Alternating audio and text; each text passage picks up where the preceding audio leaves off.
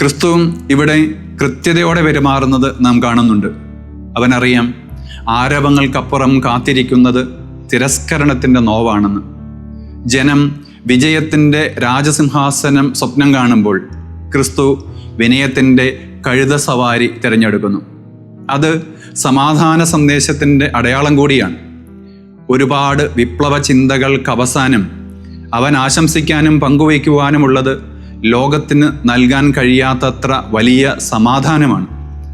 അവൻ നടന്നെടുക്കുന്നത് ഏൽപ്പിച്ച ഉത്തരവാദിത്തങ്ങളെല്ലാം പൂർത്തിയാക്കി താൻ തിരിച്ചു പോകുന്നു എന്നുകൂടി തിരിച്ചറിയുമ്പോഴുള്ള വേദന നിറഞ്ഞതും വേർപാടിൻ്റേതുമായ സമാധാനത്തിലേക്കാണ്. സമാധാനം സ്ഥാപിക്കാൻ ഒരാൾ നടക്കേണ്ട വഴികൾ അവൻ ഇവിടെ കൃത്യമായി നിർവചിക്കുന്നു. ഒന്നാമതായി, ലോകം ആർപ്പ് വിളിക്കുമ്പോഴും വിജയിയായി കരുതുമ്പോഴും വിനയത്തിൻ്റെ പാത തിരഞ്ഞെടുക്കുക. രണ്ടാമതായി, ദൈവത്തോടുള്ള വ്യക്തിബന്ധത്തിൽ നിന്നും അതത് നിമിഷത്തിൻ്റെ ശരികളും തെറ്റുകളും വിവേചിച്ചറിഞ്ഞ് ശരിയായ തീരുമാനങ്ങളെടുക്കുക.